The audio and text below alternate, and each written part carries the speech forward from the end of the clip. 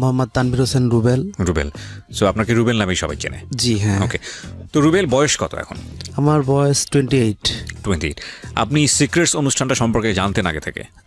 আগে জানতাম বলতে আমি তো আগে আপনাদের যাহা বলিব সত্য বলিব শুনতাম। আমি যে আগে আগে যে অনুষ্ঠানটা করতাম, জি জি, আপনি আগে যেটা করেছেন সেটা শুনতাম। এরপরে আপনি তো এই মানে এই ঢাকা ফেমে চলে আসলাম। হ্যাঁ, ঢাকা ফেমে চলে আসলাম। আমি আপনার কাহিনী অনেক বছর আগে থেকেই শুনি। আমি আপনাকে খুব ভালোবাসি, খুব শ্রদ্ধা করি। Thank you so much. খুব ভালোবাসি আমি আপনাকে। কত বছর যাবত শুনছেন আমাদের এই অনুষ্ঠান? প্রায় 9 বছর যাবত শুনতেছি। প্রায় 9 বছর। তার মানে আমি বলতে পারি একেবারে শুরু থেকে আপনি আছেন। জি জি জি, ঠিক আছে, থ্যাংক ইউ। তার মানে আপনাকে আসলে বলার কিছু নেই, আপনি নিজের মতো করেই বলবেন আপনার গল্পটা, এবং আমরা শেষে গিয়ে জানবো যে আসলে কি হয়েছে, কোন সিক্রেটসের কারণে আজকে আপনার জীবনে এই পরিণতি। শুরু করুন আপনি, একেবারে ব্যাকগ্রাউন্ড থেকে আমরা জানতে চাই। ছোটবেলা থেকে আমি গ্রামে থাকতাম। আমার গ্রামের বাড়ি বরিশালে। আমাদের ফ্যামিলিটা মানে মোটামুটি মধ্যবিত্ত আর কি। বাবা কি করতেন? বাবা গ্রামে ব্যবসা করতেন। আচ্ছা, কিসের ব্যবসা? ইন টোটালি মানে মানে কৃষক ছিলেন আর কি। আচ্ছা, কৃষক, পাশাপাশি টুকটাক ব্যবসা, পাশাপাশি টুকটাক ব্যবসাও করতেন। আর আমাদের মানে আমরা মধ্যবিত্ত ফ্যামিলি, মানে মোটামুটি ভালো ছিলাম আর কি। আচ্ছা, ওকে। ছোট থেকে আস্তে আস্তে বড় হলাম। হওয়ার পর আমাকে স্কুলে ভর্তি করানো হলো। তো ভর্তি করানোর পরে আমি তো পড়াশোনা করতেছি আমরা। তো পড়াশোনা করার পরে পড়াশোনা করতে করতে এক পর্যায়ে আমি মানে 1 2 3 তখন তো কিছু বুঝি না আর কি।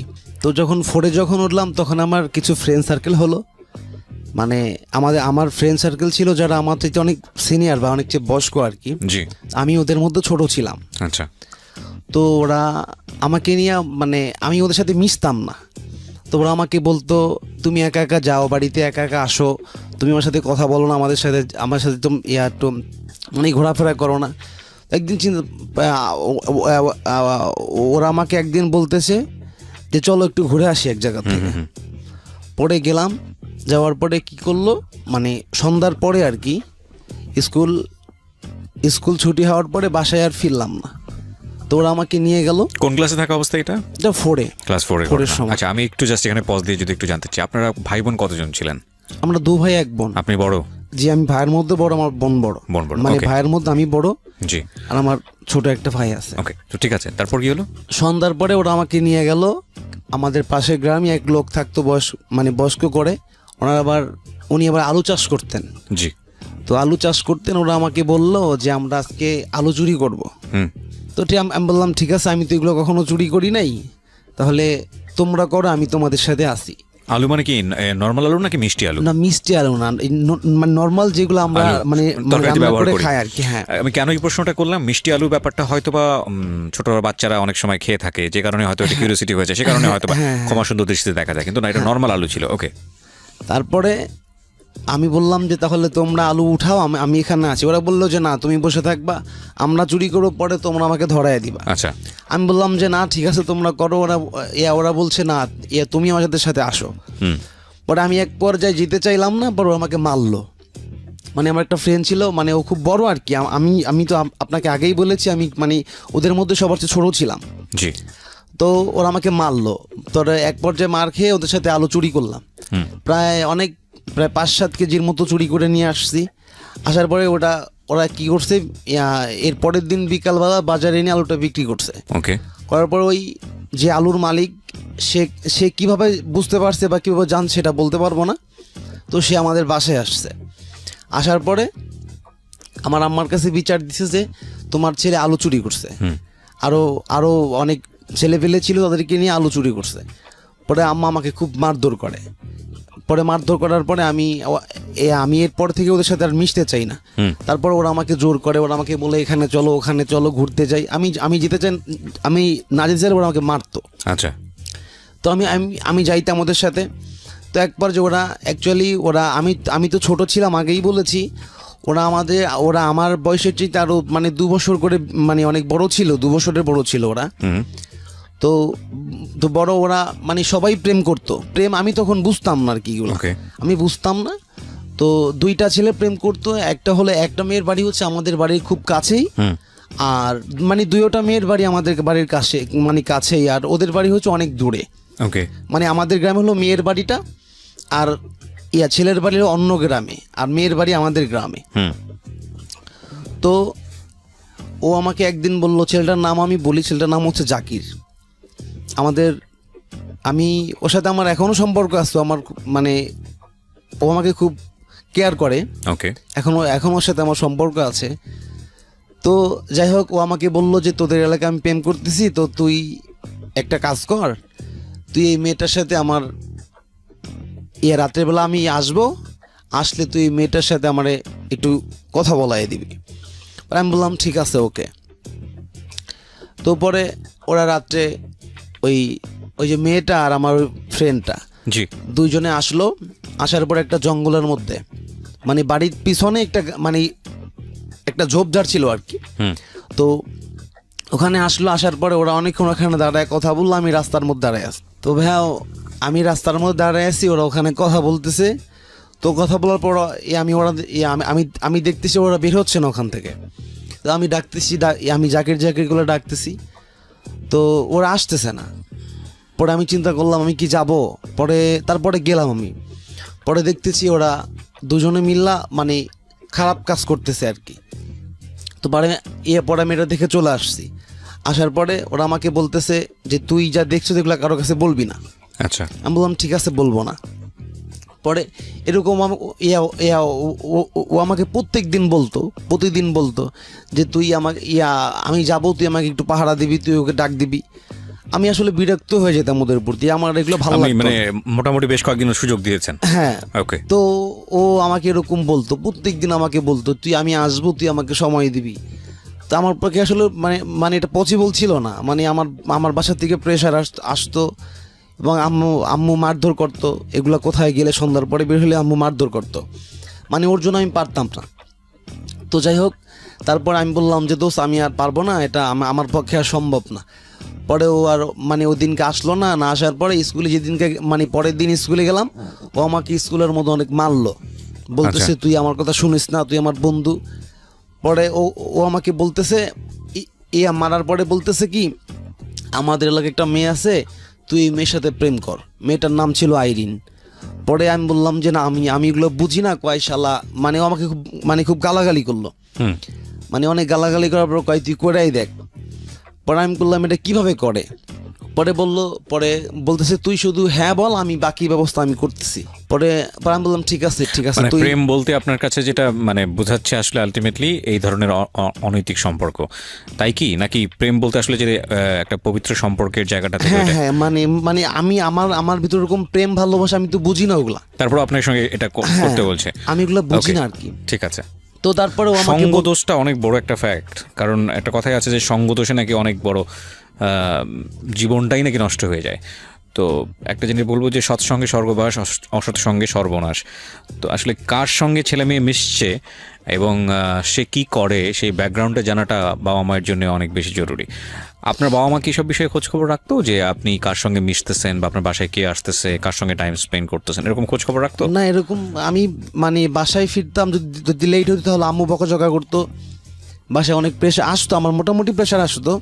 আমি এবার মানে যখন দূরে যেতাম, যখন যাইতাম তখন বলে যাইতাম, মানে মিথ্যা কথা বলতাম আর কি, যে আমি এখানে যাচ্ছি, মানে অতটা খোঁজ খবর নিয়ে দেখতো না আসলে? না। ওকে, ঠিক আছে। তো কি হলো তারপর? তো তারপরে ও আমাকে বললো যে ঠিক আছে, তোর কিছু করতে হবে না, তুই শুধু হ্যাঁ বল, তুই আসলে প্রেম করবি কিনা। আমি বললাম ঠিক আছে। আসলে কি ভাই, আমার আসলে ওরকম মানে আমি এগুলো বুঝতাম না যে প্রেম ভালোবাসা আমার মতো ওরকম একটা কিছু কাজই করতাম। ক্লাস 4 এ পড়েন আপনি, খুব স্বাভাবিকভাবে বোঝা তো উচিত না। তারপরে আমি তখন হাফ প্যান্ট পরতাম।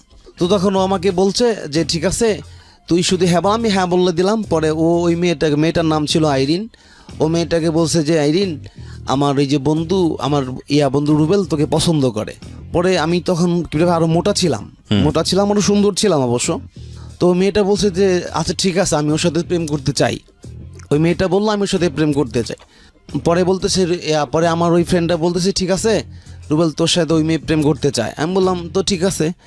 তো আমরা স্কুলে যখন আমি স্কুল থেকে অনেক মানে বাসার থেকে অনেক আগে আসতাম, মানে আইসোর সাথে কথা বলতাম। এই যে 1 দিন 2 দিন 3 দিন কথা বলতে বলতে আমার কেমন একটা ভালো লাগা, মানে একটা ভালো লাগা শুরু হয়ে গেল, যে হ্যাঁ ওর সাথে আমার কথা বলতে হবে, মানুষের সাথে একটু ঘুরতে হবে।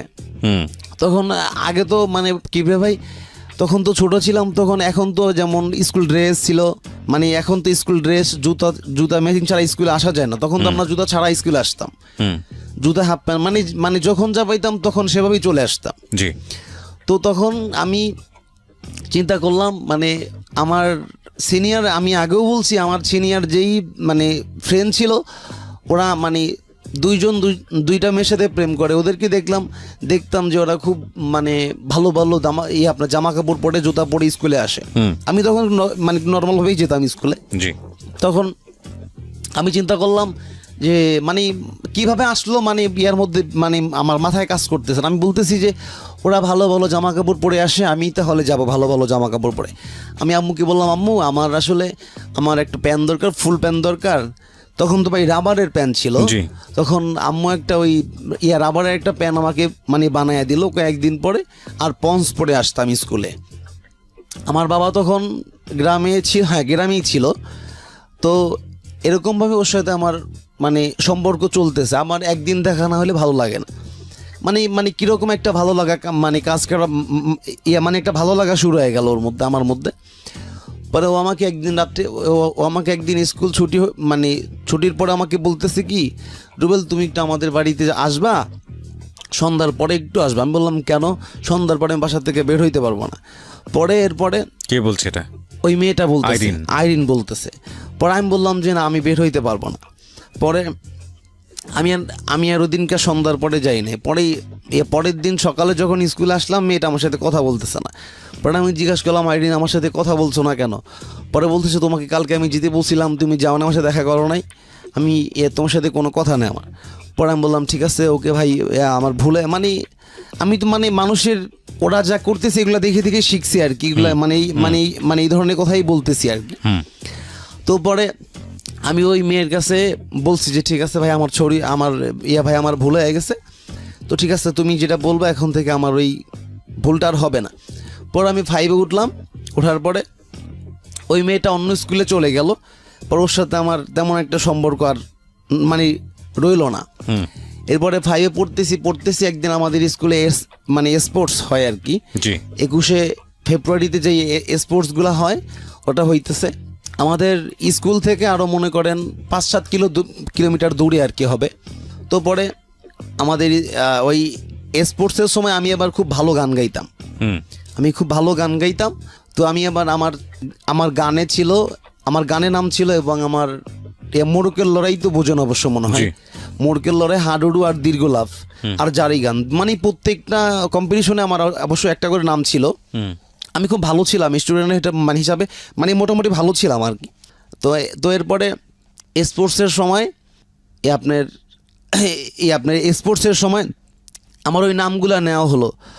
ওই যে আমি আপনাকে বললাম না আগে কিবরিয়া ভাই, যে আমার যেমন খেলাধুলা যেমন গান, মানে প্রত্যেকটার মধ্যে একটা নাম ছিল। তো আমি মনে করেন ফার্স্ট টাইম গান শুরু হলো, সাংস্কৃতিক মানে অনুষ্ঠান মানে প্রথম শুরু হলো, গান শুরু হলো। পরে আমি গান গাইলাম, গান আমি 2nd প্রাইজ পাইলাম। তো পাওয়ার পরে ওই মেয়েটা যাওয়ার পর, আইরিন মেয়েটা যাওয়ার পরে অন্য একটা মেয়ের সাথে আমার মানে শুধু কথা হইতো আর কি, শুধু কথা হইতো, মানে ভালোবাসা মানে এগুলো কোনো কথা ওর মধ্যে আমাদের হইতো না। তো ওর বাড়ি আমার বাড়ি খুব কাছেই ছিল। তো এরপরে ওই মেয়েটা আমাকে স্পোর্টসের দিন বললো, রুবেল তুমি একটু আমার সাথে কথা বলবা, মানে তুমি একটু আমার সাথে যাবা, তোমার সাথে কথা আছে। আমি বললাম কি কথা? আমার তো এখন আছে, গান আছে, তাহলে তুমি গানের পরেই যাবা। পরে আমি চিন্তা করলাম গান শেষ। পরে ওই মেয়েটা ভাই গানটা এমন সময় হয়েছে মানে যখন সন্ধ্যাটা যখন ঘনিয়ে আসবে, মানে যখন সূর্যটা যখন ডুবে যাবে তখন, মানে ওই সময়টা আর কি। তো তারপরে ওই মেয়েটার সাথে আমি গেলাম। যাওয়ার পর ওই মেয়েটা আমাকে মানে পাশে আবার নদী ছিল, মানে নদীর সাইডে হলো আমাদের অনুষ্ঠানটা হচ্ছে। তো তারপর ওই মেয়েটা নদীর পাশে আমাকে নিয়ে গেল, আমিও গেলাম।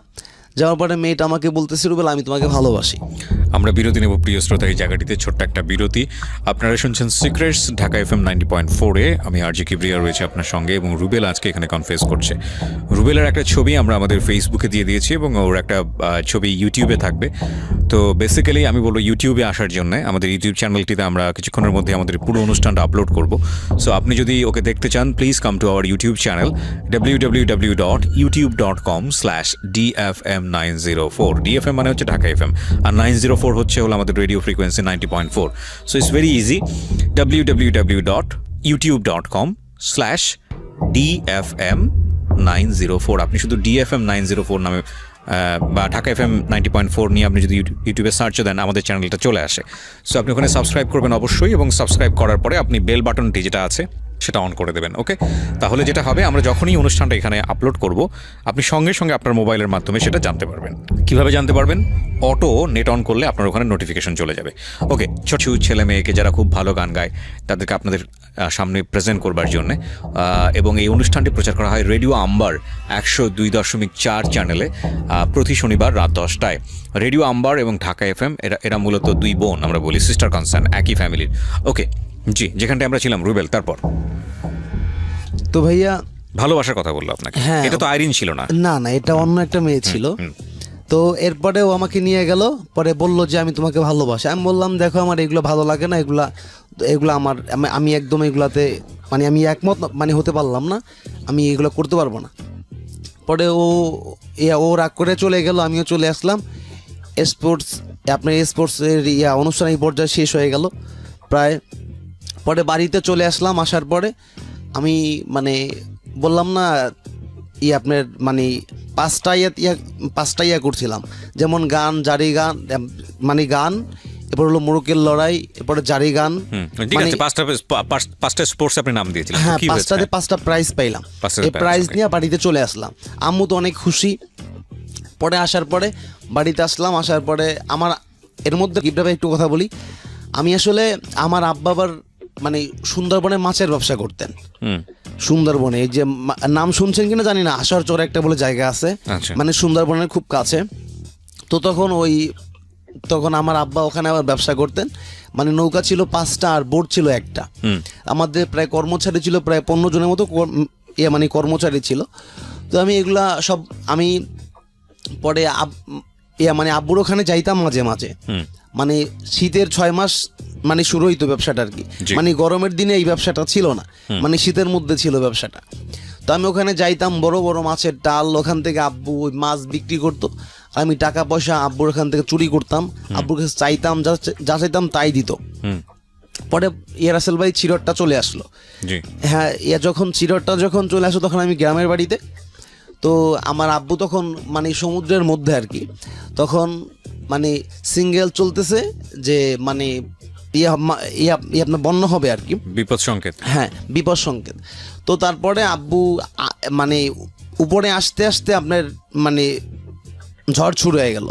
পরে আমার আব্বু ওই যে বড় গাছ আছে, ওই গাছের মধ্যে এক রাত একদিন ছিল আর কি, গাছের মধ্যে মানে পানি দিয়ে সব কিছু নিয়ে গেছে। আর আমার আব্বু ওই গাছের মধ্যে এক রাত একদিন ধরে ছিল আর কি। আমি আপনাকে বুঝাতে পারলাম, আমি বুঝতে পেরেছি, গাছে ঝুলেছিল একদিন।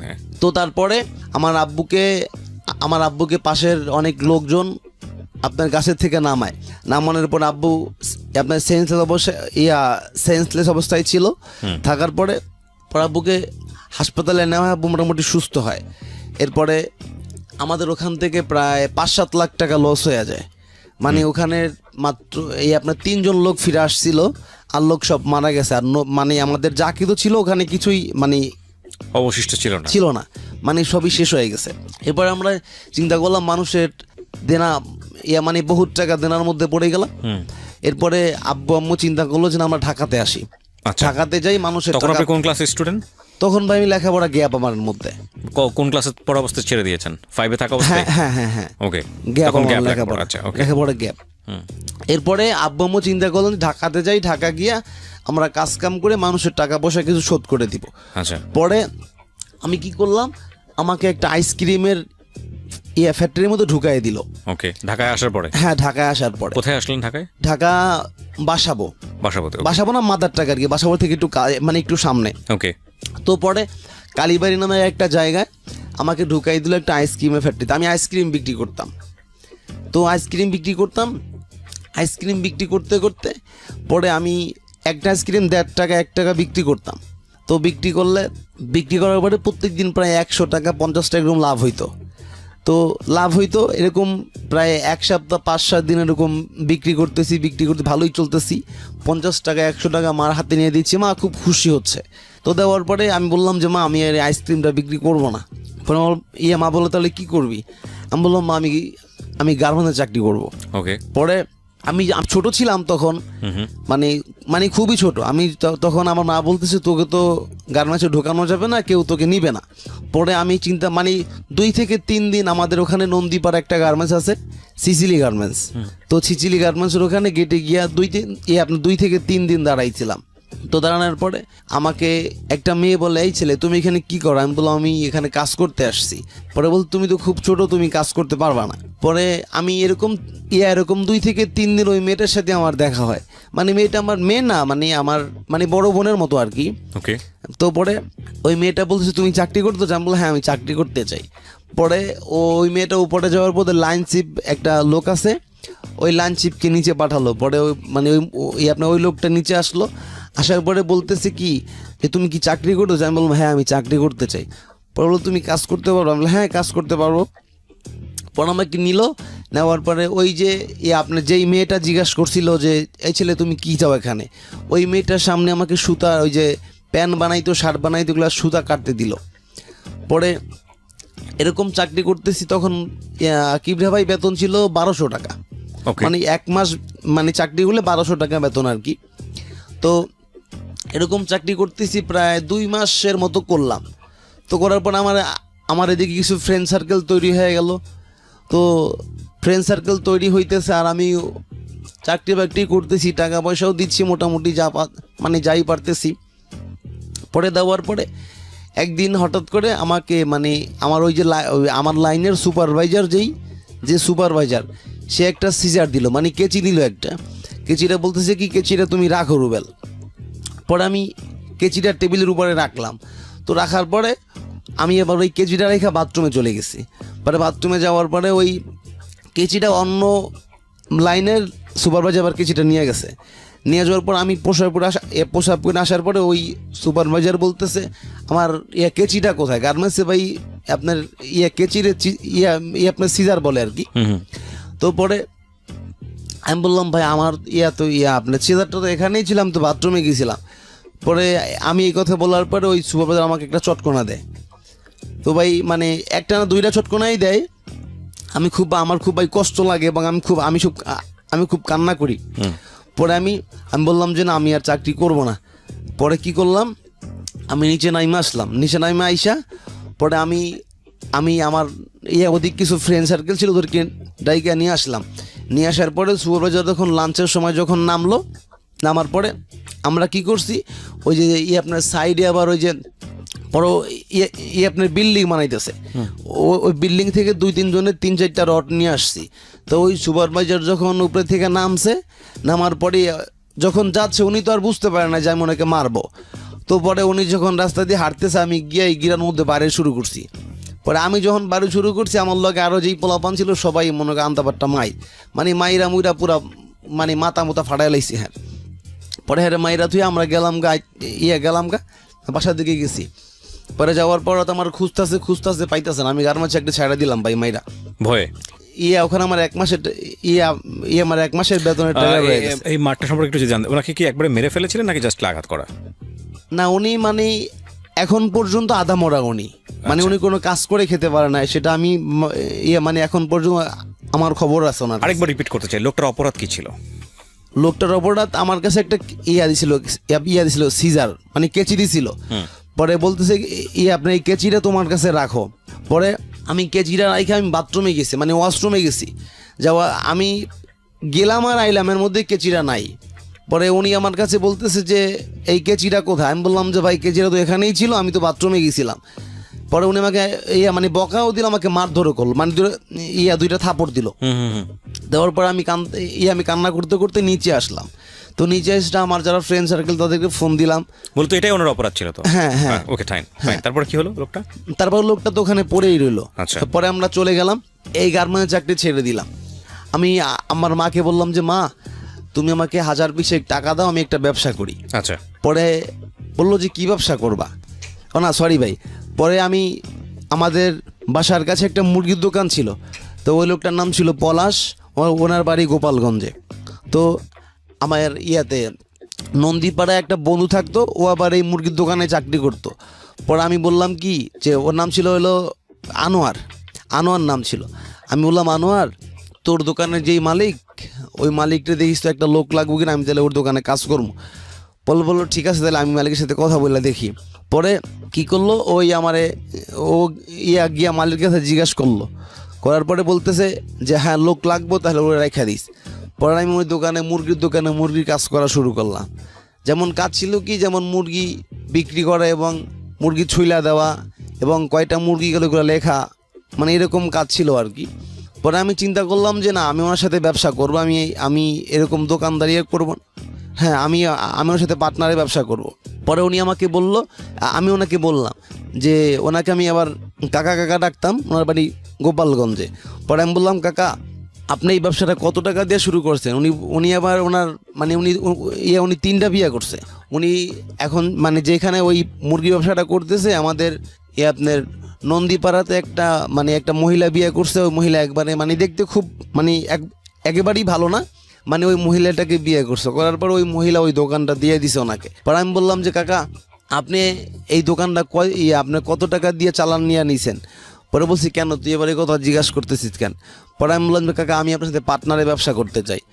বললো যে কী ব্যবসা, তুই কি করবি? আমি বললাম তাইলে আমি আপনার 20,000 টাকা দিই, আপনি 20,000 টাকার বাচ্চা আনেন, এই মুরগির বাচ্চা আনার পরে আমি আপনার সাথে ব্যবসা করতে চাই। বললো ঠিক আছে, তাহলে তুই 20,000 টাকা ল। পরে আমি আমার মার কাছ থেকে 20,000 টাকা নিলাম, মা লোন করে এনে দিল। দেওয়ার পরে আমি কি করলাম, আমি ওনার সাথে গিয়ে ওই মুরগির বাচ্চা আনলাম। আনার পরে আমাদের এলাকার বাইরে ওই মুরগিটা খামার করলাম। খামার করার পরে ওই মুরগিগুলো বড় করতেছি আর বিক্রি করতেছি। ভাই কিছুদিন পরে বার্ড ফ্লু হলো। বার্ড ফ্লু তো ভাই ওই যে মানে মুরগির মাংস খাওয়া যাবে না। পরে ভাই একটা খুব ঝামেলার মধ্যে পড়ে গেলাম। উনি আমার অজান্তে মানুষের কাছ থেকে 10,000 20,000 টাকা এরকম টাকা পয়সা নিয়ে মানে লোন করতো উনি, এগুলো আমি আর জানতাম না। পরে এক পর্যায়ে আমি 20,000 টাকা দিছি। দেওয়ার পরে আমি এক চালানে বিক্রি করছি প্রায় 1,20,000 টাকার মতো, 20,000 টাকা দিয়ে ভাই। এবার উনি আমার কাছ থেকে খালি টাকা নিত, বলতে চায় তোমার এই জায়গায় টাকা লাগবে, এই জায়গায় খাঁচা আনতে হবে, লাইট আনতে হবে, খালি টাকা নিত উনি আমার কাছ থেকে। তো নেওয়ার এক পর্যায়ে আমি বললাম যে কাকা আপনি আমার কাছ থেকে যেই টাকাগুলো নেন, এগুলো তো আমি তো হিসাব রাখি, এগুলো কী করবেন আপনি? পরে বলতেছে তুই টাকাটা দে, আমি তোরে দেবো, তো আমরা তো পার্টনারেই ব্যবসা করি। পরে এক পর্যায়ে উনি প্রায় 6-7 মাস ব্যবসাটা করলাম। উনি হঠাৎ করে সকালবেলা বলতেছে কি, তোর মার কাছ থেকে 20,000 টাকা নিয়ে আয়, আমি তোরে 2-1 দিন পরেই দিতেছি। আমি বললাম কাকা আমার মার কাছে তখন টাকা পয়সা নাই। পরে বলতেছি তুই নিয়ে আয়, ব্যবস্থা করে আমি তোরে দিতেছি, সমস্যা নাই। পরে আমি বললাম যে কাকা আমার পক্ষে দেওয়া সম্ভব না, আমার কাছে যা ছিল আপনার তো লয়েই গেলেন, আমি 20,000 টাকা আপনার আগে দিলাম, এরপরে লাভ করলাম 1,20,000 টাকার মতো, সেই টাকাগুলো আপনি নিলেন। পরে আমি আর টাকা পয়সা দিলাম না। উনি করলো কি, সকালবেলা উনি এই দোকানপাট ফালায় থিয়া সব লইয়া ভাগলো, মানে টাকা পয়সা সব কিছু নিয়ে ভাগছে। উনি তো 2-3 দিন ধরে উধাও, কোনো খবর নাই ওনার। যাক, তারপরে এখন অনেক দিন ধরে অপেক্ষা করতেছি, উনি আসতেছে না। পরে বাড়িওয়ালা বলতেছে এই বেটা ঘর বাড়ি আপনার তোমার দোকান ভাড়া খবর নাই, মুরগি আনতে পারতেছি না, বিভিন্ন ভাই। এরপরে কী করলাম, আমিও দোকানটা ছেড়ে দিলাম, আমার আরও লস হয়ে গেল। পরে আমি চিন্তা করলাম যে না, আর কোনো কাজ কামার করবো না। পরে আমার মা বলল তুই এক কাজ কর, তুই টাইলসের কাজটা শুরু কর। পরে ভাই আমার তখন মানে বয়সটা কেমন হইয়া উঠছে, তখন আমার চেহারাটা মোটামুটি সুন্দর ছিল। তো তারপরে আমি বললাম যে ঠিক আছে মা, আমি টাইলসের কাজই করব। পরে এক লোকের সাথে তার বাড়ি হলো ভোলা, আমার বাড়ি বরিশালে। তারপরে আমি টাইলসের কাজে আসলাম। আসার পর আমি হেল্পারি করতেছি। পরে আমার এক ওস্তাদের সাথে আমি কাজ করতেছি আমার বাসার কাছেই। পরে এক মহিলা বলতেছে কি যে আমি 2-3 দিন কাজ করলাম। মহিলার হাজব্যান্ড আমার থাকে দক্ষিণ কোরিয়া, মহিলা না, খুব মেয়ে আর কি, বিয়ে হয়েছে 3 বছর, 3 বছর হয়েছে বিয়ে করছে, ছেলে সন্তান এখনও হয় নাই। পরে আমি কাজ করতেছি, 2-3 দিন কাজ করলাম, আমার এক ওস্তাদের সাথে কাজ করলাম। করার পরে মহিলা বলতেছে কি, সন্ধ্যার পরে যখন আসতেছি তখন ওই মহিলা বলতেছে কি, এই ছেলে তুমি যাওয়ার পরে আমার একটু কথা শোনা যাও, ওরা যাওয়ার পরে তুমি যাও না, তুমি একটু কথা শুনে যাও। পরে ওরা যাওয়ার পর আমি তো বুঝতে পারি নাই, তখন আমার আসলে তখন আমি মোটামুটি বড়ই সব কিছু বুঝি আর কি। তো তারপরে কি করলাম, পরে ওরা যাওয়ার পরে আমি এই মহিলার কাছে গেলাম, পরে মহিলা আমারে বাসায় নিয়ে বসাইলো। পরে বসানোর পরে হাত মুখ ধুইলাম, উনি বললো যে হাত মুখ ধো। পরে হাত মুখ ধুইলাম, ধোয়ার পরে বলতেছে কি, পরে উনি আমার খাটের উপরে শোয়াইলো, শোয়ানোর পরে উনি আমার পাশে দিয়ে শুইলো। পরে কি রে ভাই, উনি আমার সাথে খারাপ কাজ করলো আর কি। তারপরে আমি বললাম যে ম্যাডাম আপনি এগুলা কি করতেছেন? পরে বলছে এগুলা কিছু না, তুমি সমস্যা নাই, তোমাকে আমি টাকা পয়সা দেবো, তুমি আমার কাছে আইসো, সমস্যা নাই। তো তারপরে এটা করে কিবরে ভাই চলে আসলাম। তো পরের দিন আবার ওই বাড়িতে কাজ করতে গেলাম, এরকম কিবরে ভাই প্রতিদিন মহিলা আমাকে জ্বালায়। তো তারপরে কি করলাম, আমি বললাম যে না, আমি আমার ওস্তাদকে বললাম যে আমি ওই বাড়িতে কাজে যাব না। পরে উনি বললো কেন কেন আমি বললাম না, আমি যাব না, ভালো লাগে না। যাক, পরে এরকম প্রায় 6 মাস হেল্পারি করলাম। পরে আমি মিস্ত্রি কাজ শুরু করলাম। আমার ওস্তাদ হলো কবির। পরে ওনার সাইডে আমি কাজ করা শুরু করি, কাজ করতে থাকি। পরে থাকার পরে হঠাৎ করে একদিন আমি যেই বাড়িতে থাকি এই বাড়িতে একটা ছেলে, ওর নাম আকাশ, ও এখন কাতার থাকে। পরে ওই ছেলের সাথে আমি ঘুরতেছি, আমাকে এক ছেলে ডাক দিচ্ছে, এদিকে আয়। পরে আমি গেলাম, যাওয়ার পর বলতেছে কী সমস্যা? আমি বলছি কী সমস্যা? বলতেছে যে আমি তো কিবরে ভাই তখন সিগারেট খাই অবশ্য। তো তারপরে বলতেছে যে তুই এরকমভাবে সিগারেট খাচ্ছিস, তুই সিনিয়র জুনিয়র মানিস? আমি বললাম তুমি তো আমার কিসের সিনিয়র, তুমি তো আমার লাম্বায় দেখা যায় ছোটো হইবা, আর বয়সও তো আমার ছোটো হইবা তুমি। পরে এই কথা কওয়ার পর আপনার ওর সাথে আরও 5-7টা পোলাপান ছিল, আমি একাই ছিলাম। পরে ওরা এক কথায় দুই কথা আমার সাথে খুব তর্ক করে। পরে এর মধ্যে আমার ওই বন্ধুরা, আকাশ বন্ধুটা যাওয়ার পরে আমরা দুইজনে ওদেরকে বেল দিয়ে খুব মাইরা 7টার মাথা ফাটাই, দুজনে পিটে 7টার মাথা ফাটাইয়া পরে আমরা চলে আসি ওখান থেকে, আমাদের কিছু করতে পারে না। পরে চলে আসার পরে আপনার বাসার মধ্যে ঢোকার পরে ওই আকাশের মামা আইসা আমাদের সাথে চিল্লাচিল্লি করতেছে। পরে ওখানে প্রায় 3000 টাকার মতো জরিমানা দিলাম আমি মাথা ফাটানোর পরে 3000 টাকা জরিমানা দিলাম। দেওয়ার পরে আমি বললাম যে না, ওদের সাথে আর চলবো না। পরে কাজ করার মধ্যে আমার একটা মেয়ের সাথে সম্পর্ক, মাঝখানে একটা কথা ভুলে গেছি আমি। ভাই মিস্ত্রি চান্স পাওয়ার পরে যখন নরসিংদীর লোকমান্যে যখন মারে, তা আমি নরসিংদীর লোকমানের যখন মারা যায় তখন আমি নরসিংদীই ছিলাম, বিলেজ দিন আমার একটা জায়গা আছে, ওখানে আমি গেলাম। যাওয়ার পরে নরসিংদীর লোকমানের আপনার ভাতিজার সাথে আমার পরিচয় হইলো। লোকমানের ভাতির সাথে আমার পরিচয় হওয়ার পরে ওই লোকমানের ভাতির সাথে আমি চলতাম, মোটরসাইকেল দিয়ে চলতাম, বিভিন্ন খারাপ কুকাম করতাম, বিভিন্ন খারাপ কাজকাম করতাম। করার পরে একদিন আমি যেই বাড়িতে ভাড়া থাকি, ওই ছেলেটা বলতেছে কি যে একটা মেয়ে আছে, একটা মেয়ের নাম্বার আমার কাছে আছে, এই মেয়েটার আসলে কোনো ছেলেই প্রেম করতে পারে না এই মেয়েটার সাথে। এই মেয়েটার বাড়ি হলো বিক্রমপুরে, আবার কখনো বলে শান্তিনগর, কখনো মুন্সিগঞ্জ, এক এক সময় এক একটা নাম বলে আর কি কিবরিয়া ভাই। পরে আমি বললাম যে ঠিক আছে, তাহলে তুমি ওই নাম্বারটা আমাকে দাও। পরে ও আমার সাথে বাজি লাগলো, যদি আমি এই মেয়েটার সাথে প্রেম করে দেখাতে পারি তাহলে মিষ্টি খাওয়াবে, পেট ভরে মিষ্টি খাওয়াবে। আমি বললাম ঠিক আছে, ওকে। পরে কি করলাম, গেলাম। পরে ও আমাকে তখন ছিল রমজান মাস ছিল তখন। তো তারপরে কি করলাম, ও আমাকে নাম্বারটা দিল। ফার্স্ট টাইম আমি মেয়েটাকে ফোন দিলাম। ফোন দেওয়ার পরে মেয়েটা বলতেছে কে আপনি? আমি বললাম যে আমি তো হৃদয় বলতেছি। মিথ্যা কথা বললাম যে আমি তো হৃদয় বলতেছি উত্তরা থেকে, তো আপনি কে বলছেন? পরে বলতেছে আমি তো মেয়েটার নাম বললো, আমি রিপা বলতেছি। পরে ওই মেয়েটা বলছে আপনি কার কাছে ফোন দিয়েছেন? আমি বললাম যে আমি অ্যাকচুয়ালি আপনার কাছেই ফোন দিয়েছি, আপনার সাথে একটু কথা আছে আমার। বলছে কি কথা বলেন আপনি? পরে মেয়েটা বলতেছে আপনার পরিচয় দেন আপনি আমাকে। আমি বললাম যে আসলে সবচেয়ে বড় পরিচয় হচ্ছে আমি একটা মানুষ, এর চাইতে আর পরিচয় কিছু দেওয়ার মতো নাই। আর বিশেষ করে আপনার সাথে আমার কথা বলতে ইচ্ছা হলো তাই ফোন দিলাম। উনি বললো যে নাম্বারটা কোথায় পাইছেন?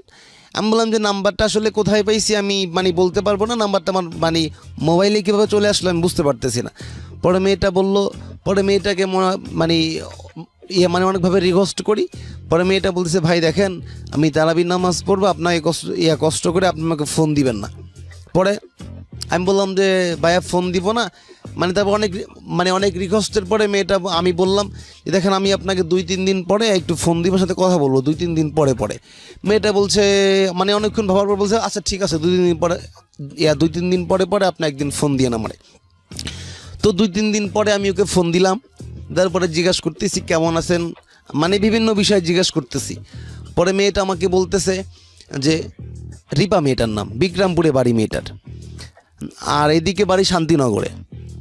কীভাবে আরেকটা আমার সাইডে কথা বলি, আমার আসলে মানে ছোটোবেলা থেকে আমার একটা স্বপ্ন ছিল কি যে আমি আসলে মানে পরের টাকা দিয়ে মানে বড়লোক হব, মানে মানুষের টাকা দিয়ে বড়লোক হব। নিজে যেহেতু মানে চেষ্টা করি হয় না, মানে আমার ইচ্ছা ছিল যে আমি হয়তো বড়লোকের মেয়ের সাথে প্রেম করবো, একেবারে এক চান্সে বড়লোক হয়ে যাব। হ্যাঁ, আমার একটা আইডিয়া ছিল। তো তারপরে কি করলাম, তো তারপরে আমি ওই মেয়ের সাথে 2 দিন পরে পরে কথা বলতেছি। তো মেয়েটা এখন দেখতেছি মেয়েটা আমার প্রতি একটু উইক, মানে আমার সাথে কথা বলার একটু মানে ইচ্ছুক আর কি। তো বলতেছে যে এখন আমি মানে ফোন দিলে ও আমাকে মাঝে মানে আমার ফোন দিতে দেরি হলেও আমাকে ফোন দেয়, আমাকে মিস কল দেয়, আমি কথা বলি ওর সাথে। পরে মেয়েটা বলতেছে দেখেন অ্যাকচুয়ালি আমরা তো অনেক দিন যাবৎ কথা বলতেছি, আপনি কোথায় থাকেন? পরে আমি বললাম আমি উত্তরা থাকি। উত্তরা মানে ও আমাকে বললো উত্তরা মানে কোথায় থাকেন উত্তরা? আমি বললাম মানে ভুয়া একটা ঠিকানা দিলাম যে উত্তরা 6 নম্বর সেক্টরে থাকে, 130 নম্বর বাসা। আমরা মেয়েটা আমাকে ফোন দিত, মানে আমি ফোন দিতে দেরি হলো মেয়েটা আমাকে ফোন দিত। পরে এরকম 8 মাস ওর সাথে কথা বলতেছি, 8 মাস কথা বলতেছি। পরে আমার খুব ইচ্ছা যে ওর সাথে মানে দেখা করবো আমি। পরে মেয়েটা বলতেছে তুমি কয়েকদিন পরে দেখা করো, এরকম মানে 2-1 মাস পরে যাওয়ার পর আমি বলছি তোমার সাথে আমি দেখা করতে চাই। পরে মেয়েটা জিজ্ঞাসা করলো তোমার আব্বু কী করে? পরে আমি বললাম ঢাকা মেডিকেল ডাক্তার আমার আব্বু, মানে মিথ্যা কথা বললাম। পরে ও আমাকে জিজ্ঞাসা করলো তুমি কি করো? পরে আমি বললাম আমি আসলে কিছু করি না, এখানে আমার উত্তরে আমার বাড়ি আছে, বাট আমি মানে কিছু করে এমনিতে আপনার যেই টাকা ভাড়া আছে এটা আপনার এটা দিয়ে চলে যায় আমার। তো পরে ও বললো কি যে তাহলে তুমি ওর সাথে মিট করো, 8 মাস পরে ওর সাথে আমার দেখা মানে করতে যাব আর কি। তখন আর 8 মাস হওয়ার পরে মানে যেদিনকে আমি দেখা করতে যাব ওদিনকে মনে হলো যে হয়তো আমার কাছে মনে হচ্ছে যে আজকে একটা ঈদের দিন আমার কাছে মনে হচ্ছে যে। তো পরে আমি নতুন কিছু শপিং করলাম, করার পরে পরের দিন সকালবেলা আমি কমলাপুর থেকে চাষারা চলে গেলাম আমার একটা ফ্রেন্ড নিয়ে। তো যাওয়ার পরে আমি কি করলাম, পরে ওখানে গিয়া ওখানে একটা হোটেল আছে, ওখানে বসে নাস্তা করলাম। পরে মেয়েটাকে আমি ফোন দিলাম তুমি কোথায়? বলছে আমার ঘন্টা 2-1 দেরি হবে, আমি 8টা বাজে গিয়েছি, মানে ওখানে যখন গেছি তখন 8টা বাজছে। মেয়েটা বলছে আমাকে আমার আসতে 10টা বাজবে। পরে আমি ওই মেয়েটার জন্য ওখানে আপনার ওয়েট করতেছি। পরে মেয়েটা আসলো, পরে সাথে আমার একটা বন্ধু নিয়ে গেছি। পরে মেয়েটা আসার পর আমাকে ফোন দিচ্ছে। পরে আমার ওই বন্ধুটাকে আমি বললাম, ওর নাম ছিল রাসেল, আমি বললাম রাসেল তুমি একটু ওই মেয়েটাকে গিয়ে দেখে আসো, মানে কীরকম মানে দেখতে কীরকম। পরে ও আমার ওই ফ্রেন্ডটা গিয়ে দেখে আসলো, আসার পরে বলতেছে ও আমাকে আয়সা বলতেছে কি দোস্ত আমরা ঢাকায় আবার ফিরে চল। আমি বললাম কেন? বলতেছে দোস্ত ওই মেয়ে তোমাকে দেখলে পছন্দ করবে না। আমি বললাম কেন? না মেয়ে অনেক সুন্দর এবং মানে খুব ভালো ফ্যামিলির আর কি। তো আমি বললাম যে মানে পছন্দ করবে না, 8 মাস যার সাথে কথা বললাম অ্যাকচুয়ালি তার সাথে দেখা না করে চলে যাব। পরে আমি এখানে বসে আমি মেয়েটা বারবার ফোন দিচ্ছে। পরে আমি কি করলাম, আমি বললাম যে দেখো আমি এবার ওকে মানে ও রিস্কার মধ্যে বসে আমি একটু দেখে আসলাম ওকে। তো দেখে আসার পরে মেয়েটা বলতেছে কি তুমি কি আমার সাথে দেখা করতে চাও না আমি চলে যাব? পরে আমি বললাম যে না আমি তো তোমাকে দেখছি।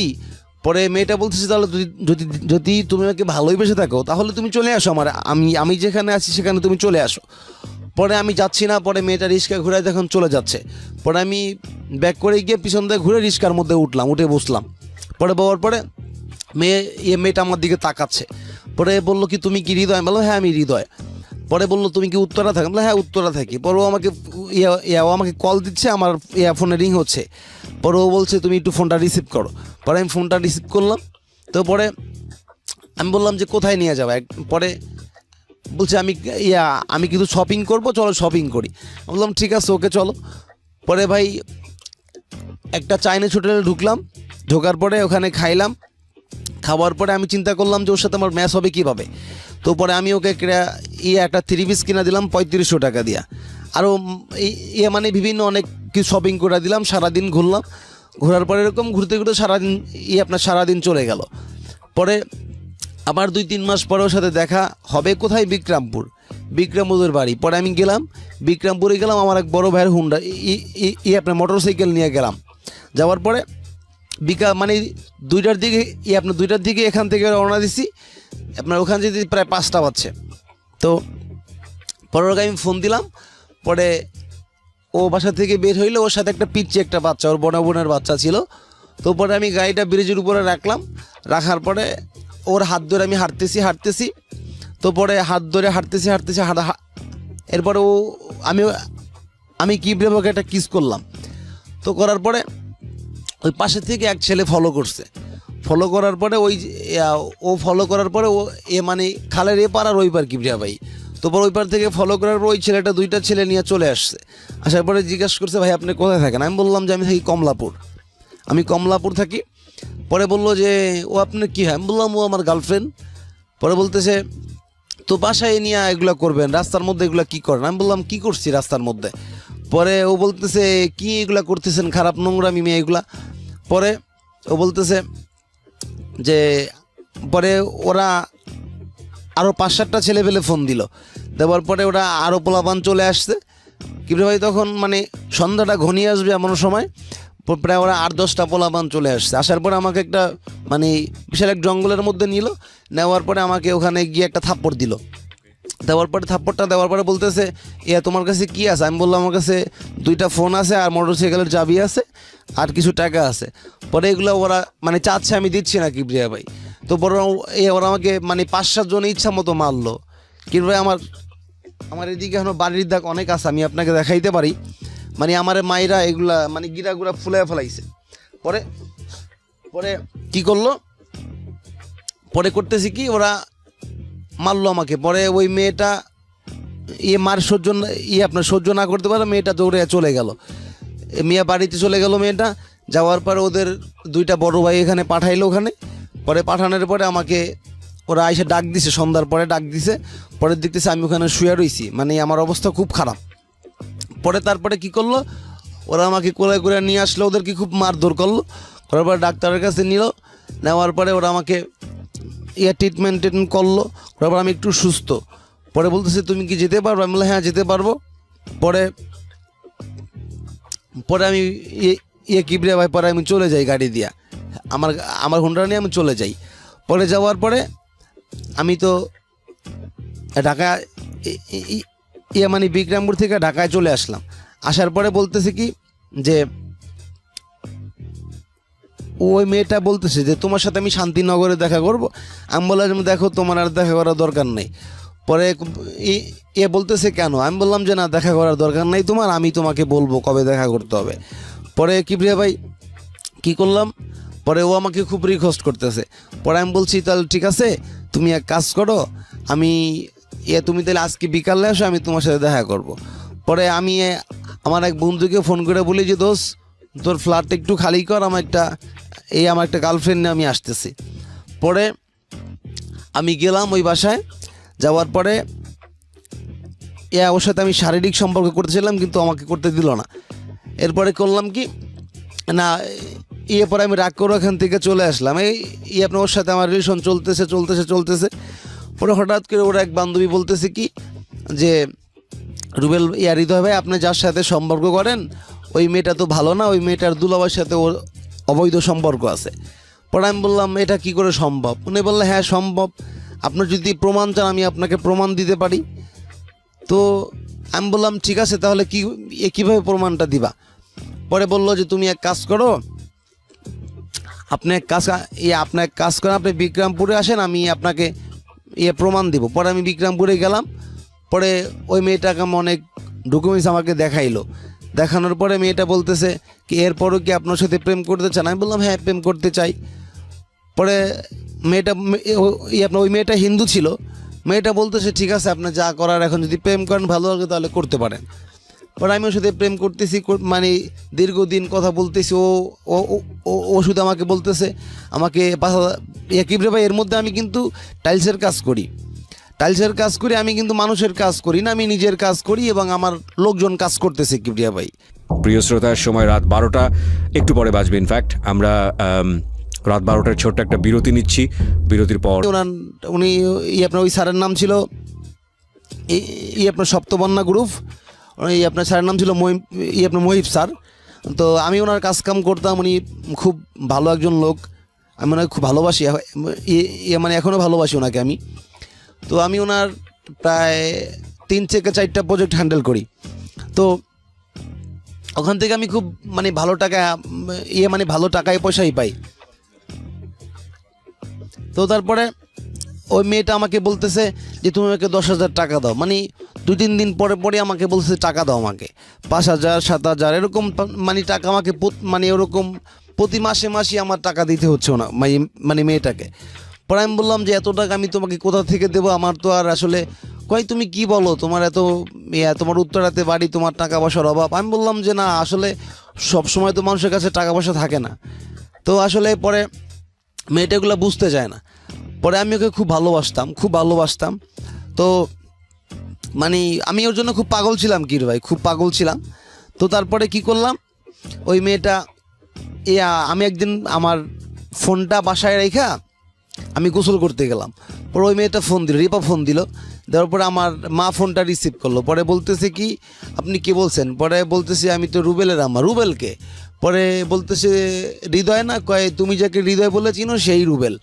পরে বলতেছে আন্টি আপনার আঙ্কেল কি করে? পরে বলতেছে সে আসলে সে তো কিছু করে না, বলছে যে তোমার সে নাকি ঢাকা মেডিকেলের ডাক্তার। পরে না আমার আম্মু বললো যে না সে তো ঢাকা মেডিকেল, কী বলছে তোমাকে এইসব কথা? পরে বললো যে না তোমার রুবেল বলছে, মানে তো আমার আম্মা তো নামটা বইলেই দিছে অলরেডি। তো তখন ওই মেয়েটা ওই আপনার রিপাও বলতেছে যে রুবেল বলছে। পরে না পরে মা বলতেছে না সে তোমার আঙ্কেল কোনো ঢাকা মেডিকেল ডাক্তার কিছু না, মানে তোমাকে যে তোমাকে তাহলে রুবেলকে তাহলে ভুল কথা বলছে বা মিথ্যা কথা বলছে। পরে এই কথা বলে মেয়েটা তো খুব ফায়ার আমার প্রতি। পরে আমি গেলাম, যাওয়ার পরে পরে ওই মেয়েটা এই কথা আমাকে আর বলে নাই। তো না বলার পরে আরেকদিন আমাকে মেয়েটা দাওয়াত দিছে, বলতেছে রুবেল তুমি আসো। পরে আমি গেলাম ওই আপনার শান্তিনগরেই। পরে ভাই যাওয়ার পরে ওই মেয়েটা আগেই মনে করেন ছেলেপেলে অনেক ঠিক করে রাখে ওখানে। পরে ভাই ওই দিনকে যাওয়ার পরে খুব মারে আমাকে, খুব মারে ভাই, খুব মারধর খাওয়ার পরে পরে আমাকে একটা রিস্কা উঠাই দেয়। পরে আমি চলে আসি ওখান থেকে। পরে আসার পরে ভাই ভাই এরকম 3-4 বছর অলরেডি যেতেছে ভাই, 3 বছর 2 বছর মানে আপনার 4 বছর প্রায় শেষ। পরে কি করলাম, পরে ভাই আমি এই প্রেম প্রীতির মধ্যে পরে চিন্তা করলাম যে না প্রেম ভালোবাসা আর করবো না, এখন খালি মানে আমি তো ওরে খুব ভালোবাসতাম। পরে চিন্তা করলাম যে না আমি আসলে ওই মেয়েটা এখন যাদের সাথে প্রেম করব তাদের সাথে ভাই মানে আপনার ডেইলি প্রেম হবে না, শুধু মানে মনে করেন ফিজিক্যাল রিলেশন হবে তোর সাথে আমার। তো পরে হঠাৎ করে কি করলাম, একটা কাজ পেলাম আপনার বাঞ্ছারামপুরে নগুরচরে একটা কাজ পেলাম, একটা মসজিদের কাজ পেলাম। পরে ওই মসজিদের কমিটির লোকটা বাসায় আমরা খাওয়া দাওয়া করতাম আর কি, আমার মিস্ত্রি সহ আমরা সবাই খাওয়া দাওয়া করতাম ওখানে।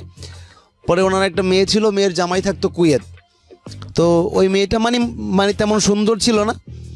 তো ওই মেয়েটা দেখতাম কি মানে আমি 2-3 দিন যাওয়ার পর থেকেই দেখতাম মেয়েটা আমাকে খুব মানে টেক কেয়ার করে, আমাকে মানে আমার সাথে মিশতে চায় বা আমার সাথে মানে ইচ্ছা মানে বেশি কথা বলতে চায়, মানে আমি সেটা বুঝতে পারলাম।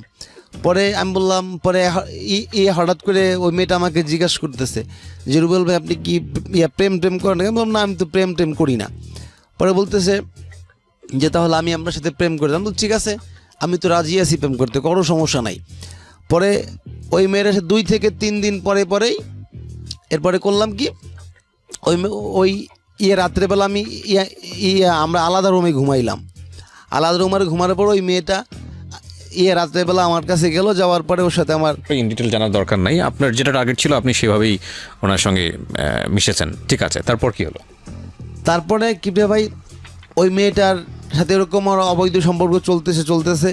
হঠাৎ করে ওই মেয়েটার মা আমি কি রাতে আমি ঘুমায় রইছি। আপনি আমাকে একটা জিনিস বলেন, আপনার এই যে মানে পাস্ট এক্সপিরিয়েন্স, মেয়েদের সঙ্গে আপনি এক ধরনের মিথ্যা সম্পর্কের মধ্যে জড়িয়ে যাওয়া, ছোটবেলায় আপনাকে কেউ একজন বন্ধু গার্ড দিতে বলতো, সেখানে একটা বাজে জিনিস অবলোকন করা, সব কিছু মিলিয়ে আপনার যেটা ফাইনাল রেজাল্ট দাঁড়ালো যে আপনি মেয়েদের সঙ্গে এই ধরনের একটা অনৈতিক সম্পর্ক, এবং সেটা কোনো হিসাবের মধ্যে রাখেননি, আপনি যেভাবে খুশি সেভাবে মিশেছেন। এই ধরনের মেশার সংখ্যা কত? প্রায় 100-র উপরে ভাইয়া। 100-র উপরে। আমি 100-র ইন ডিটেল উপরে। স্টোরিতে যেতে যাচ্ছি না, আমি শুধু এতটুকু আমাদের লিসনারদেরকে জানালাম যে একটা শিশু যদি ভালো পরিবেশে বড় না হয়, তাকে যদি একটা মিসকনসেপশন দেওয়া হয় কোনো একটা সম্পর্কের জায়গাটা থেকে, তাহলে এই সম্পর্কের জায়গাটা থেকে সে কত বড় রকমের ভুল করতে পারে। ঠিক আছে, কিন্তু আপনার জীবনে অপরাধ কিন্তু শুধু এই ধরনের অনৈতিক সম্পর্কই না, আপনার জীবনে আরও বড় বড় রকমের অন্য রকমের অপরাধ আছে। আমরা সেই জায়গাটায় যেতে চাই, তবে তার আগে একটা বিরতি আমাদেরকে নিতে হবে। প্রিয় শ্রোতা, ছোট্ট একটা বিরতি নেব। আপনারা শুনছেন সিক্রেটস, ঢাকা FM 90.4-এ। আমরা সবসময়ই চাই যে একটা মানুষ স্বাভাবিক পরিবেশে বড় হয়ে উঠুক এবং সে যাতে ভুল না করে, ভুল পরিবেশে তার জীবনটা যাতে পর্যদুস্ত না হয়, এবং যত ভুলই সে করুক না কেন শেষ পর্যন্ত যে সে যে রক্ষা পায় না, তার একটা ভয়ানক পরিণতির দিকে যেতে হয়, সেই বিষয়গুলো আমার একটা ফ্রেন্ড ছিল আকাশ, তো ওর সাথে আমি মিশতাম, তো মানে ও আমার খুব ভালো একটা বন্ধু ছিল। তো থাকার পরে হঠাৎ কি করলাম, ওর সাথে খুব মানে আবার মিশতেছি, মানে সঙ্গ দিচ্ছি।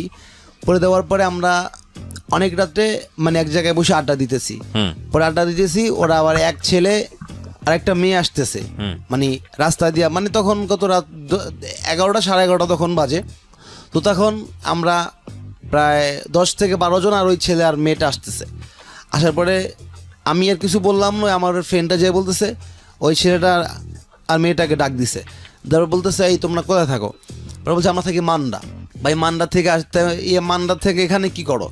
ওরা বলছে এমনিতে একটু ঘুরতে আসলাম। তো ঘুরতে আসলাম মানে এক কথা দুই কথা, ওই ছেলেটা মাইরা বইলো। তো মাইরা আপনার মাইরা বসার পরে ওই মেয়েটা ওই আমার ওই যে বন্ধু ওর পায়ে ধরা আপনার কান্নাকাটি শুরু করলো, বলতেছে ভাই ওরে মাইরেন না, ও আমরা এমনিতেই মানে ঘরে থেকে পালাই আসছি, তো ভাই আপনি ওরে মাইরেন না। পরে আমি বললাম যে আকাশ ওদেরকে ওরে মারিস না। পরে কি করলাম, ওরে ওই ছেলে আর মেয়েটারে নিয়ে গেলাম মানে আমাদের একটা বিল্ডিং এর নিচে আমরা বসে আড্ডা মারতাম। পরে ওখানে বসে রইলাম, পরে ওদেরকে নিয়ে গেলাম ওখানে। পরে ওই ছেলে আপনার যেই ছেলেটা ওরারে আপনার ওই যে বিল্ডিং এর যে পিলারের সাথে হাত পা ঘুরে বাঁধলাম। বাঁধার পরে ওরা ওই মেয়েটার সাথে সবাই ওরা খারাপ কাজ করলো।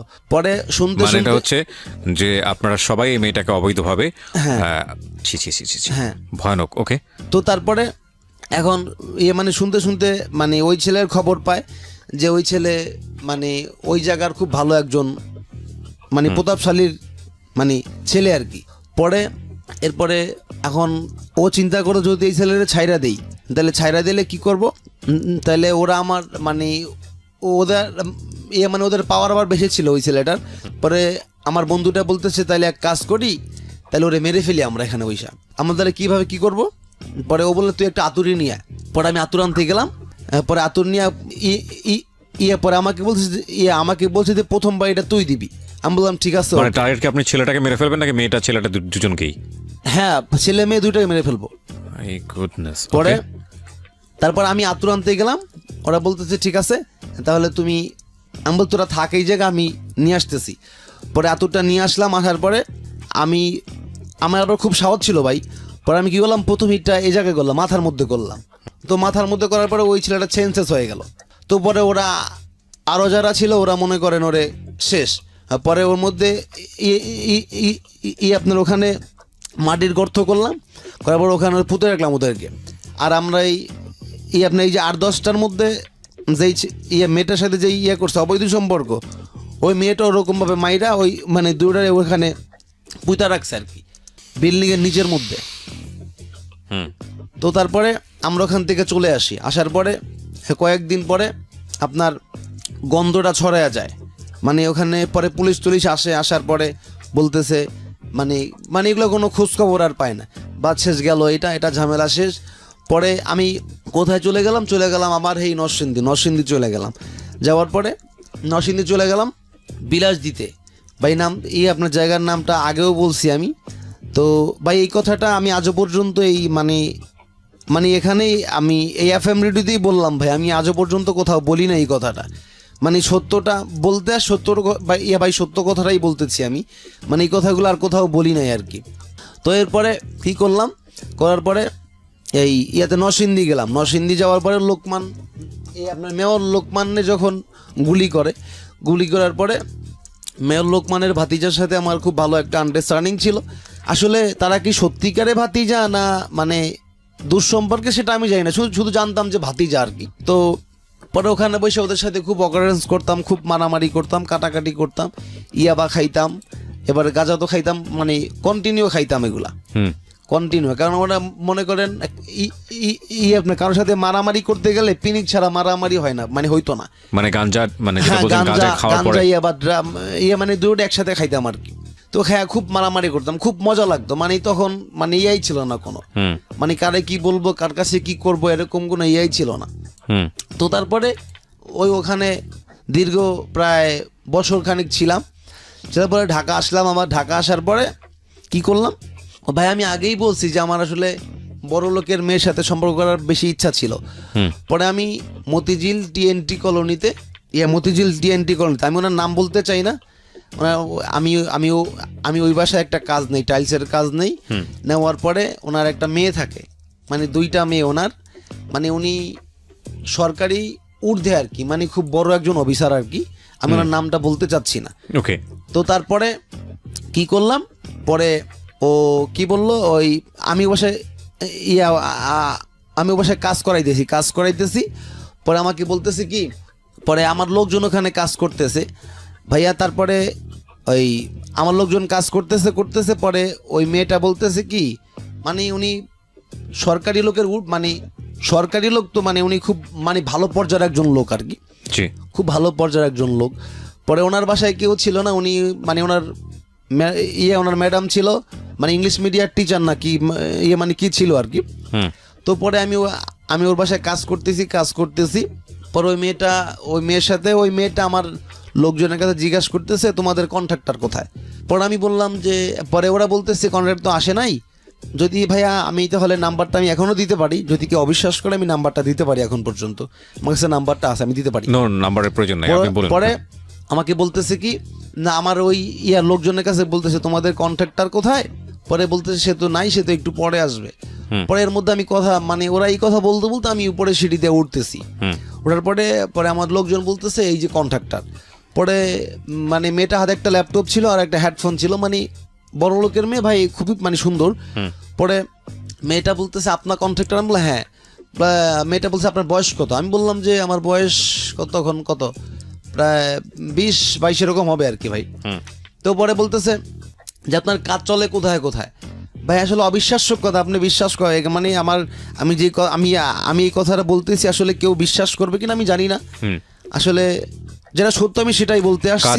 কোথায় বলতে, জি ভাইয়া, কাজ চলে কোথায় বলতে উনি কি বোঝাচ্ছিল আসলে, কাজ বলতে কি বোঝাচ্ছিল উনি? মানে কাজ বলতে আমার টাইলসের কাম, আমার সাইট কোথায় কোথায় চলে, আচ্ছা ওকে, সেটা আমাকে জিজ্ঞাসা করতেছিল। ওকে, তারপর আমি বললাম যে আমার কাজ চলতেছে নরসিংদী এবং আমাদের এলাকায় কাজ চলতেছে, আর আপনাদের এখানে আমি ভাইয়া মানে কাজ করাইতাম, মানে বড় বড় যেমন আপনার এলাকার হলো যেমন মতিঝিলের মুলসুর ভাই, এরপরে মানে সরকারি লোক, মানে সরকারি কাজগুলো করাইতাম আমি। তো তারপরে মেয়েটা বলতেছে কি যে আপনি হাতে কাজ জানেন কি না, তাহলে যদি জানেন তাহলে আপনি আমাকে একটু কাজ করে দেখান। পরে ওদের বাসার সামনে মানে বেসিনের একটা ওয়াল ছিল, ওটাতে আমি টাইলস লাগাইলাম।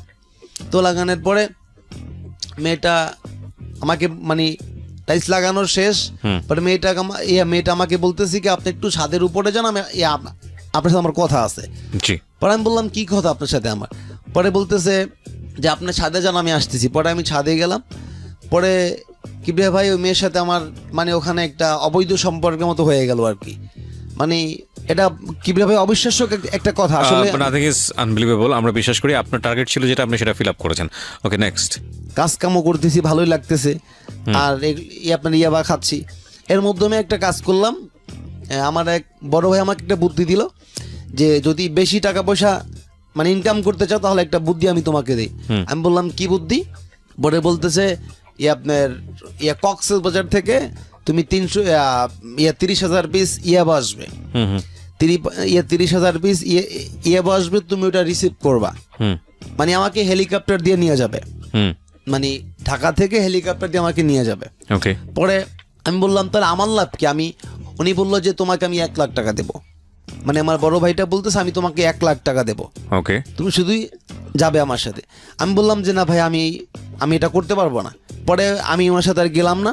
যাওয়ার পর না যাওয়ার পরে আমি আমি ওনার কথায় না বললাম, উনি আমার প্রতি মানে একটু অন্যরকম হয়ে গেল। হুম মানে মানে উনি একটু বেয়াদবি টাইপের নিল কিনা আমি জানি না। মানে তারপরে উনি আমার উপরে খুব মানে ক্ষাব্ধ রইল। তো পরে উনি যখন গেল, যাওয়ার পরে আমি খবর পাইলাম যে উনি ধরা পড়ছে ওখানে। পরে উনি পুলিশে 8 লাখ টাকা সাথে পুলিশ নেয় নেই। হুম তো পরে আমার সাথে নিউজটা আসছে। পরে আমার এলাকায় অনেক লোক ইয়াবা বিক্রি করতো, আমি তাদের সাথে থাকতাম, খাইতাম, মাঝে মাঝে 2-1টা মানে দিতাম। মানে এরকম টুকটাক মানে জীবনযাপন মোটামুটি চলতেছে আর মেয়েদের সাথে মিশতেছি। হঠাৎ করে একবার চিন্তা করলাম যে আমরা ইয়াতে যাব, মানে ঘুরতে যাব, লঞ্চ দিয়ে ঘুরতে যাব। হুম হুম হুম পরে লঞ্চ দিয়ে ঘুরতে যাব কোথায়, এর হলো আপনার নরসিংদীর দিকে, চাষারার দিকে ঘুরতে যাব। হুম সরি, নরসিংদী হলো ইয়াতে, এই নামটা জানো কি ভাইয়া, ভুলে গেছি নামটা আমি। পরে আমাদের এলাকা থেকে মানে ঘুরতে যাব আর কি। হুম তো ঘুরতে যাব পরে অনেক মানে 300 থেকে 400 লোকের অ্যারেঞ্জমেন্ট হয়, দাওয়াত দেওয়া হয়। পরে এর সাথে আমার মানে একটা ছেলের সাথে আমার খুব মানে একটু প্রবলেম ছিল আর কি, অন্য একটা প্রবলেম ছিল। তো পরে থাকার পরে মানে ওই ছেলেটাও যাবে। পরে যাওয়ার মানে পরে ওই ছেলেটাও গেল, আমার অনেক ফ্রেন্ড সার্কেল গেল। যাওয়ার পরে আমরা গিয়ে নামলাম নদীতে, গোসল টোসল করলাম। করার পরে বিকালে একটু ঘুরতে বেরোইছি। এক কথায় 2 কথায় মানে এরকম ঘুরতেছি মানে আমার ইচ্ছে হলো আমি ওকে মারবো। পরে এক কথা 2 কথা ওর সাথে আমার তর্ক লাগলো। পরে আমি মানে ওই রাস্তার পাশে ভাই বড় গাছ ছিল, গাছ দিয়া মাথার মধ্যে বাড়ি দেই। মানে প্রায় 10টা না 12টা ছিলি লাগে। পরে আপনি এইগুলো আপনি হ্যান্ডে মারামারি করার পরে হ্যান্ড থেকে চলে আসি। পরে আসার পরে আমার 7,000 টাকা জরিমানা দিতে হয় ওখানে। 7,000 টাকা জরিমানা কিসের জন্য? ওই যে মাথা ফাটানোর জন্য 7,000 টাকা জরিমানা দিতে হয় আমার। ওকে। পরে এবার ওখান থেকে চলে আসলাম। এরপরে আমি এক বড় ভাইয়ের সাথে যোগ দেই, এক বড় ভাইয়ের সাথে খুব মানে উনি খুব নাম করা, আমি ওনার নামটা বলতে চাই না, আমাদের নামটা বলতে চাই না। তো বড় ভাই কিভাবে আমার মানে খবরটা পেল আমি মানে বলতে পারবো না। মানে আমাদের এলাকার একটু দূরে মানে এক বড় ভাই আমাকে, এক ছোট ভাই, আমি তার নামটা বলতে চাই না এবং আমি ছোট ভাইয়ের নামটাও বলতে চাই না। তো সে আমাকে ওই ছোট ভাইটা দিয়ে ডাকায় বলতেছে যে রুবেল তুমি একটু আমার সাথে দেখা করবা, তোমার সাথে কথা আছে। পরে আমি গেলাম বড় ভাইয়ের সাথে দেখা করার পরে উনি আমাকে অফার দিল যে তোমাকে একটা রিভলভার দেওয়া হবে মানে তোমার নিরাপত্তার জন্যে, এবং তোমার কিছু কিছু কাজ করতে হবে। আমি তোমাকে বলি যে যেমন ধরেন মনে করেন আমরা এক জায়গায় গেলাম, এখানে একটা জায়গা মনে করেন দখল করতে হবে, সেখানে গিয়ে তোমার একটা গুলি ফুটাইতে হবে, সেটা তোমার করতে হবে। আমি বললাম ভাই আসলে এটা আমি করতে পারবো না, এটা আমার পক্ষে সম্ভব না। উনি বলল যে তুমি একটু ভাইবা দেখো কি করা যায়। পরে বললো যে তুমি টাকাও বাবা, সমস্যা নাই, তোমার কোনো সমস্যা নাই। পরে আমি বললাম আপনারা কত টাকা দিবেন এগুলো করলে? পরে বললো যে আমার যদি মনে করো 5 লাখ টাকা ধান্দা হয়, তোমাকে আমি ওখান থেকে 1 লাখ টাকা দিলাম, সমস্যা নাই। পরে আমি চিন্তা করলাম যে না, টাকা পয়সাও নাই, বিভিন্ন দিকে যেদিকে যাইছি মানে যেদিকে যেতেছি ওদিকেই সমস্যা হইতেছে না, তাইলে বড় ভাইয়ের লগেই যোগ দেই। পরে বললো যে তোমার আন্ডারে কিছু পোলাপান আছে। আমি বললো আছে ভাই। পরে ওই পোলাপানটা আমি খাওয়াইতাম, মানে আমার নিজের টাকা দিয়েই খাওয়াইতাম। মনে করেন যেই জায়গায় মনে করেন অনেক পোলাপান আছে ভাই আমাদের এই জায়গায় টাকা লাগবে, এই জায়গায় টাকা লাগবে, এই জায়গায় টাকা পয়সা দিতাম, মানে আমি দিতাম। মানে ওদের মধ্যে আমি একটা মানে বড় একটা নেতার ভাব হয়ে গেলাম। তো পরে এরকম কাজ করতেছি এরকম অকারেন্স করতেছি ভাই, এরকম মানুষের জায়গা জমিন এগুলো দখল করতেছি। মানে ওনার আবার মেয়রের সাথে এমপির সাথে খুব ভালো একটা রিলেশন। তো পরে উনি বলতেছে মানে হঠাৎ করে বলতেছে যে রুবেল একজন মার্ডার করতে হবে। পরে আমি বললাম ভাইয়া মার্ডার করতে হবে কাকে? পরে বলতেছে মানে ভাই কি বলবো, আমি আগেও বলছি আমি তার নামটা বলতে চাই না ভাইয়া, তার একটা মেয়ে আছে, মানে খুব সুন্দর মেয়েটা, কিন্তু এই মেয়েটা বলতেছে যে মানে এই মেয়ের সাথে তার সম্পর্ক আর কি, ওই মেয়ের সাথে একটা ছেলের সাথে সম্পর্ক। পরে বলতেছে ওই ছেলেটাকে তোমার মেরে ফেলতে হবে। পরে আমি বললাম ভাই আসলে আমি খুন খারাপ এগুলো করতে চাই না, আপনি আসলে আমার এমনিতে একটু প্রবলেম আছে, আমার টাকা পয়সা খুব দরকার, এই জন্য আসলে আমি এগুলো আপনার সাথে আসি বা করতেছি, ভাই মার্ডারটা করতে পারবো না। পরে উনি বললেন তোমাকে আমি 5 লাখ টাকা দিব। পরে বলল যে 5 লাখ টাকা দিবেন। আমি বললাম 5 লাখ টাকা দিবেন তো ভাই? পরে বললো হ্যাঁ। আমি বললাম যে তাহলে আমি যদি কাজটা অন্য দিন দিয়ে করাই দিই তাহলে কি টাকা আপনি আমার দিবেন? বলছে হ্যাঁ, তুমি যদি আমার আমার মানে উনি বলতেছে লাস্ট কথা হলো তুমি শুধু মার্ডার করবো ওরে, মানে তুমি যারে দিয়া করবা।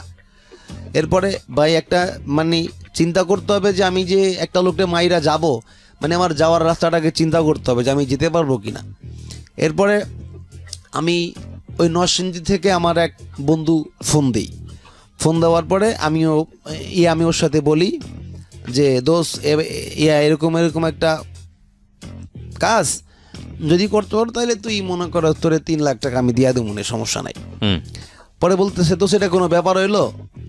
পরে ও কি করলো, আমি ওর বাড়িঘরটা চিনাই দিলাম, ওই পোলার বাড়িঘরটা চিনাই দিলাম। তো ও প্রায় 15 দিন এলাকা দিয়ে আসতো যাইতো, হঠাৎ করে এই কাজটাও করে ফেলাইছে।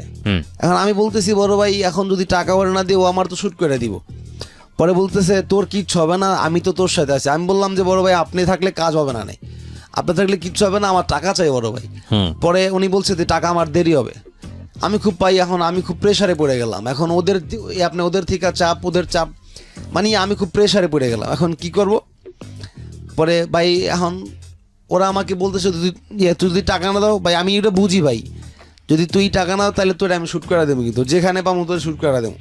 এখন ভাই আমি তো ভাই মনে করেন ভালো করে রাস্তায় বের হইতে পারতেছি না, ভালো করে কারোর সাথে মিশতে পারতেছি না, খুব প্রবলেমের মধ্যে পড়ে গেলাম ভাই আমি। এরপরে বলতেছে কি যে আমি হঠাৎ করে চিন্তা করলাম না এই বড় বাড়ি কিছু একটা করতে হবে। পরে ভাই কি করলাম, এখন বড় ভাইয়ের একদিন সন্ধ্যার পরে গিয়ে বড় ভাইয়ের কাছে বইলাম, বলতেছি ভাই আপনি কি টাকাটা দিবেন নাকি অন্য কিছু করবো এটা কোন আপনি আমারে। কয় তুই আমার শিষ্য, তুই আমারে কি করবি? আমি কই ভাই আপনার কারণে ওরা আমারে মাইরে লাগবে ভাই, আপনি এখন কি করবেন এটা করেন, টাকা কি দিবেন না। এরপরে এবার উনি তারপর টাকাটা দিতেই চায় না। পরে একদিন চিন্তা করলাম না বড় ভাইয়ের সাথে একটা কিছু করতেই হবে।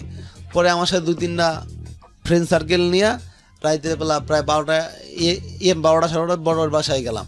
যাওয়ার পরে বড় ভাইয়ের প্যাডের মধ্যে আমার ওই যে বড় ভাইয়ের যে মেশিনটা দিছিল ওই মেশিনটা ভাইয়ের প্যাডে ঠেকাই দিলাম যে বড় ভাই আপনি কি টাকা 5 লাখ দিবেন না আমি আপনারা শুট করে দেবো ভাই। পরে অনেকক্ষণ চিন্তা ভাবনা করে কয় আসলে তোর কলিজা আছে রে। পরে হ্যার বউরে কইলো তুই হ্যারে 5 লাখ টাকা আইনা দে। পরে 5 লাখ টাকা আইনা দিল। দেওয়ার পরে এবারে বলতেছে কি, পরে আমি আমার ওই বন্ধুরে ফোন দিলাম যে দোস্ত তুই আবি কবে ভাই? এগুলো ওই যে মার্ডার করলো এগুলো আর কিছু কোনো নাই, কোনো শব্দ নাই। পরে আপনার যার মতো হ্যাঁ ঘুরতাছে, আমিও ঘুরতাছি। পরে বড় ভাই 5 লাখ টাকা দিল। দেওয়ার পরে ওরা আমি 3 লাখ টাকা দিলাম, 3 লাখ টাকা ওরা আমি দিয়ে দিছি। দেওয়ার পরে আমার কাছে মনে করেন রাখছি 1 লাখ টাকা, আর 2-3 জনে 1 লাখ টাকা ভাগযোগ করে দিয়ে দিছি। দেওয়ার পরে বড় ভাই আমি চিন্তা করলাম যে না এখন আমি আর খারাপ কাজটা যেগুলো করবো না, আমি সব ছাইরা দিয়ে ভালো হয়ে যাব। পরে বড় ভাই বললাম যে বড় ভাই আমি আর এগুলো করবো না, আমার এগুলো ভালো লাগে না, আপনি অন্য ব্যবস্থা করেন। কয় অন্য ব্যবস্থা কি করব, তুই তো আমার সাথে খুব ভালোই আছো, থাক সমস্যা কি? আমি বললাম যে না বড় ভাই আমি থাকবো না, আমি আর পারবো না, আমি অন্য ব্যবস্থা করব। কয় তুই যদি যাও আমার কাছ থেকে তাহলে আমি তোরে কিন্তু ফাঁসাই দেব। আমি বললাম ভাই তাহলে কি ফাঁসাইবেন, আমি তো বুঝতেছি না। পরে বলতেছে তুমি যদি আমার এই অবস্থায় যাও, আমারে ফালায় দিয়া, তাইলে কিন্তু আমি তোমার ফাঁসাই দেবো, তোমার নামে মার্ডারের মামলা আছে, আমি তোমারে কিন্তু ধরাই দেবো। পরে আমি বললাম যে ভাই আপনি আমারে ধরাই দিবেন বেস্ট ভালো কথা, কিন্তু আমি তো আপনার লগে আপনি যা কইছেন আমি তো ওইটাই করছি, আমি তো আর ভাই আপনার লগে তো বেইমানি করি নাই, গাদ্দারি করি নাই। পরে আমি ওই বড় ভাইয়ের কথা আর ভাই শুনলাম না শোনার পর থেকে কি করলাম ভাই, আমি আমার কাকা আমার এক চাচা আছে, আমি তার কাছে চলে আসলাম। তো সে আবার ভাই ঔষধ বিক্রি করতো। মানে ক্যান বাজার তো বুঝেন ভাই, ক্যান বাজার মানে ঔষধ বিক্রি করতো। হুম। পরে আমি ওই চাচার কাছে ফোন দিলাম, চাচা আমি আর এগুলা করবো না, আমারে আপনার সাথে নেন। পরে আমার চাচা বলতো তাহলে ঠিক আছে করবি, কর। পরে গেলাম, 2-3 দিন আমার চাচার অ্যাডভাইস আমি শুনতেছি। পরে হ্যাঁ আমার একদিন অ্যাডভাইস করতে দিল, পরে আমি অ্যাডভাইস করলাম। তো দোকানদারি খুব ভালোই করতেছে। ওনার আবার মনে করেন প্রাইভেট কার আছে, ওই প্রাইভেট কারের মধ্যে মানে ওই ঔষধ নিয়ে বিভিন্ন জায়গায় জায়গায় গিয়ে বিক্রি করতাম আর কি। ওকে। তো তারপরে হ্যাঁ বলতেছে তাইলে তুই কি করবি, তুই একটা গাড়ি কিনবি নাকি? প্রাইম কাকা আমার কাছে তো টাকা পয়সা নেই।